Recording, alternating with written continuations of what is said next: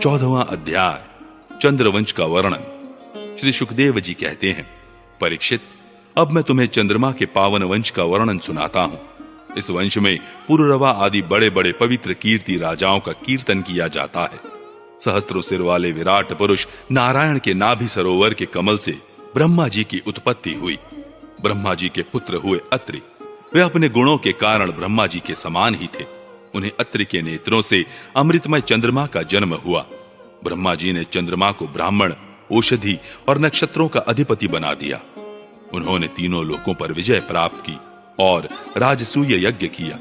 इससे उनका घमंड बढ़ गया और उन्होंने बलपूर्वक बृहस्पति की पत्नी तारा को हर लिया।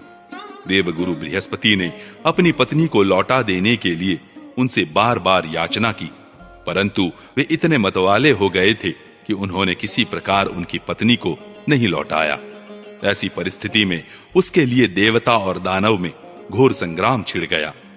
शुक्राचार्य जी ने बृहस्पति जी के द्वेष से असुरों के साथ चंद्रमा का पक्ष ले लिया और महादेव जी ने स्नेहवश समस्त भूतगणों के साथ अपने विद्या गुरु अंगिरा जी के पुत्र बृहस्पति का पक्ष लिया। देवराज इंद्र ने भी समस्त देवताओं के साथ अपने गुरु बृहस्पति जी का ही पक्ष लिया। इस प्रकार तारा के निमित्त से देवता और असुरों का संहार करने वाला घोर संग्राम हुआ। तदनंतर अंगिरा ऋषि ने ब्रह्मा जी के पास जाकर यह युद्ध बंद कराने की प्रार्थना की। इस पर ब्रह्मा जी ने चंद्रमा को बहुत डांटा फटकारा और तारा को उसके पति बृहस्पति जी के हवाले कर दिया। जब बृहस्पति जी को यह मालूम हुआ कि तारा तो गर्भवती है, तब उन्होंने कहा, दुष्टे, मेरे क्षेत्र में यह तो किसी दूसरे का गर्भ है। इसे तू अभी त्याग दे, तुरंत त्याग दे। डर मत, मैं तुझे जलाऊंगा नहीं, क्योंकि एक तो तू स्त्री है और दूसरे मुझे भी संतान की कामना है। देवी होने के कारण तू निर्दोष भी है ही। अपने पति की बात सुनकर तारा अत्यंत लज्जित हुई। उसने सोने के समान चमकता हुआ एक बालक अपने गर्भ से अलग कर दिया। उस बालक को देखकर बृहस्पति और चंद्रमा दोनों ही मोहित हो गए और चाहने लगे कि यह हमें मिल जाए। अब वे एक दूसरे से इस प्रकार जोर जोर से झगड़ा करने लगे कि यह तुम्हारा नहीं, मेरा है। ऋषियों और देवताओं ने तारा से पूछा कि यह किसका लड़का है, परंतु तारा ने लज्जावश कोई उत्तर न दिया। बालक ने अपनी माता की झूठी लज्जा से क्रोधित होकर कहा, दुष्टे, तू बतलाती क्यों नहीं? तू अपना कुकर्म मुझे शीघ्र से शीघ्र बतला दे। उसी समय ब्रह्मा जी ने तारा को एकांत में बुलाकर बहुत कुछ समझा बुझाकर पूछा। तब तारा ने धीरे से कहा कि चंद्रमा का। इसलिए चंद्रमा ने उस बालक को ले लिया। परीक्षित, ब्रह्मा जी ने उस बालक का नाम रखा बुद्ध, क्योंकि उसकी बुद्धि बड़ी गंभीर थी। ऐसा पुत्र प्राप्त करके चंद्रमा को बहुत आनंद हुआ। परीक्षित, बुद्ध के द्वारा ईला के गर्भ से पुरुरवा का जन्म हुआ। इसका वर्णन मैं पहले ही कर चुका हूं। एक दिन इंद्र की सभा में देवर्षि नारद जी पुरुरवा के रूप, गुण, उदारता, शील स्वभाव, धन संपत्ति और पराक्रम का गान कर रहे थे। उन्हें सुनकर उर्वशी के हृदय में काम भाव का उदय हो आया और उससे पीड़ित होकर वह देवांगना पुरुरवा के पास चली आई। यद्यपि उर्वशी को मित्रा वरुण के शाप से ही मृत्युलोक में आना पड़ा था, फिर भी पुरुष शिरोमणि पुरुरवा मूर्तिमान कामदेव के समान सुंदर है, यह सुनकर सुर सुंदरी उर्वशी ने धैर्य धारण किया और वह उनके पास चली आई। देवांगना उर्वशी को देखकर राजा पुरुरवा के नेत्र हर्ष से खिल उठे। उनके शरीर में रोमांच हो आया। उन्होंने बड़ी मीठी वाणी से कहा। राजा पुरुरवा ने कहा, सुंदरी, तुम्हारा स्वागत है, बैठो, मैं तुम्हारी क्या सेवा करूं? तुम मेरे साथ विहार करो और हम दोनों का यह विहार अनंत काल तक चलता रहे। उर्वशी ने कहा, राजन, आप सौंदर्य के मूर्तिमान स्वरूप हैं। भला ऐसी कौन कामिनी है जिसकी दृष्टि और मन आप में आसक्त न हो जाए? क्योंकि आपके समीप आकर मेरा मन रमण की इच्छा से अपना धैर्य खो बैठा है। राजन, जो पुरुष रूप गुण आदि के कारण प्रशंसनीय होता है, वही स्त्रियों को अभीष्ट होता है। अतः मैं आपके साथ अवश्य विहार करूंगी, परंतु मेरे प्रेमी महाराज, मेरी एक शर्त है। मैं आपको धरोहर के रूप में भेड़ के 2 बच्चे सौंपती हूं। आप इनकी रक्षा करना। वीर शिरोमणे, मैं केवल घी खाऊंगी और मैथुन के अतिरिक्त और किसी भी समय आपको वस्त्रहीन न देख सकूंगी। परम मनस्वी पुरुरवा ने ठीक है ऐसा कहकर उसकी शर्त स्वीकार कर ली और फिर उर्वशी से कहा, तुम्हारा यह सौंदर्य अद्भुत है, तुम्हारा भाव अलौकिक है, यह तो सारी मनुष्य सृष्टि को मोहित करने वाला है। और देवी, कृपा करके तुम स्वयं यहां आई हो, फिर कौन ऐसा मनुष्य है जो तुम्हारा सेवन न करेगा। परीक्षित, तब उर्वशी काम शास्त्रोक्त पद्धति से पुरुष श्रेष्ठ पुरुरवा के साथ विहार करने लगी। वे भी देवताओं की विहार स्थली चैत्र रथ, नंदनवन आदि उपवनों में उसके साथ स्वच्छंद विहार करने लगे। देवी उर्वशी के शरीर से कमल केसर की सी सुगंध निकला करती थी। उसके साथ राजा पुरुरवा ने बहुत वर्षों तक आनंद विहार किया। वे उसके मुख की सुरभि से अपनी सुध बुद्ध खो बैठते थे। इधर जब इंद्र ने उर्वशी को नहीं देखा, तब उन्होंने गंधर्वों को उसे लाने के लिए भेजा और कहा, उर्वशी के बिना मुझे यह स्वर्ग फीका जान पड़ता है।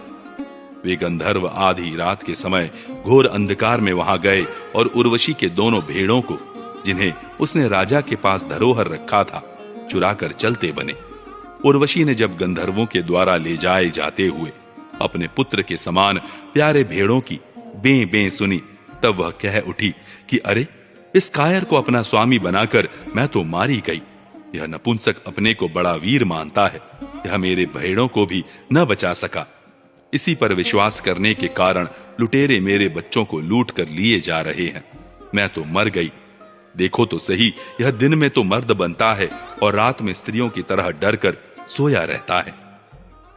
परीक्षित, जैसे कोई हाथी को अंकुश से बेध डाले, वैसे ही उर्वशी ने अपने वचन बाणों से राजा को बींध दिया। राजा पुरुरवा को बड़ा क्रोध आया और हाथ में तलवार लेकर वस्त्रहीन अवस्था में ही वे उस ओर दौड़ पड़े। गंधर्वों ने उनके झपटते ही भेड़ों को तो वहीं छोड़ दिया और स्वयं बिजली की तरह चमकने लगे। जब राजा पुरुरवा भेड़ों को लेकर लौटे, तब उर्वशी ने उस प्रकाश में उन्हें वस्त्रहीन अवस्था में देख लिया। परीक्षित, राजा पुरुरवा ने जब अपने शयनागार में अपनी प्रियतमा उर्वशी को नहीं देखा, तो वे अनमने हो गए।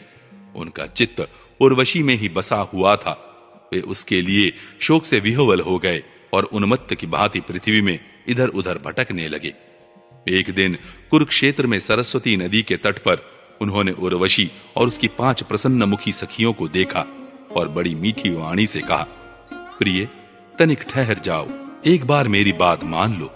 निष्ठुरे, अब आज तो मुझे सुखी किए बिना मत जाओ, क्षण भर ठहरो, आओ हम दोनों कुछ बातें तो कर लें। देवी, अब इस शरीर पर तुम्हारा कृपा प्रसाद नहीं रहा, इसी से तुमने इसे दूर फेंक दिया है। अतः मेरा यह सुंदर शरीर अभी ढेर हुआ जाता है और तुम्हारे देखते देखते इसे भेड़िए और गीध खा जाएंगे।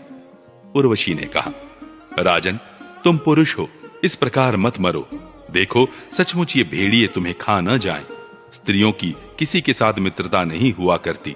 स्त्रियों का हृदय और भेड़ियों का हृदय बिल्कुल एक जैसा होता है।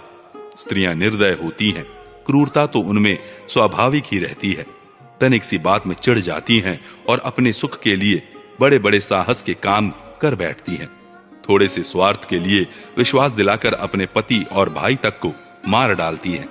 इनके हृदय में सौहार्द तो है ही नहीं। भोले भाले लोगों को झूठ मूठ का विश्वास दिलाकर फांस लेती हैं और नए नए पुरुष की चाह से कुल्टा और स्वच्छंद चारिणी बन जाती है। तो फिर तुम धीरज धरो, तुम राज राजेश्वर हो, घबराओ मत। प्रति 1 वर्ष के बाद एक रात तुम मेरे साथ रहोगे, तब तुम्हारे और भी संतानें होंगी। राजा पुरुरवा ने देखा कि उर्वशी गर्भवती है, इसलिए वे अपनी राजधानी में लौट आए। 1 वर्ष के बाद फिर वहां गए। तब तक उर्वशी एक वीर पुत्र की माता हो चुकी थी। उर्वशी के मिलने से पुरुरवा को बड़ा सुख मिला और वे एक रात उसी के साथ रहे। प्रातः काल जब वे विदा होने लगे, तब विरह के दुख से वे अत्यंत दीन हो गए।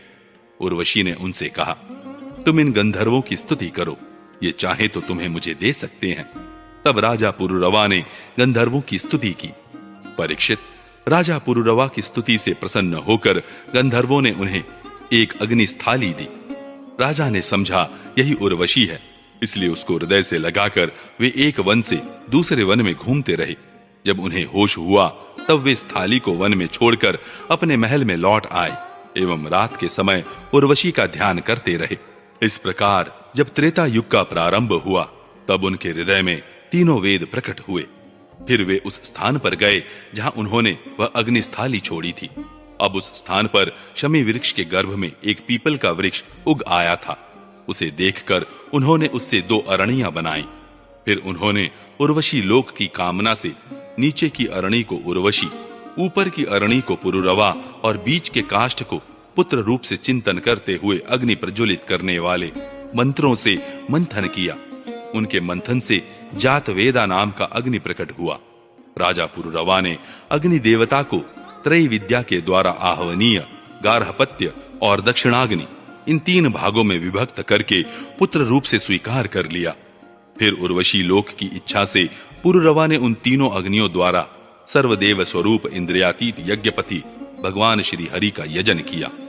परीक्षित, त्रेता के पूर्व सत्य युग में एकमात्र प्रणव ही वेद था। सारे वेद शास्त्र उसी के अंतर्भूत थे। देवता थे एकमात्र नारायण और कोई न था। अग्नि भी 3 नहीं केवल 1 था और वर्ण भी केवल 1 हंस ही था। परीक्षित, त्रेता के प्रारंभ में पुरुरवा से ही वेदत्रयी और अग्नित्रयी का आविर्भाव हुआ। राजा पुरुरवा ने अग्नि को संतान रूप से स्वीकार करके गंधर्व लोक की प्राप्ति की।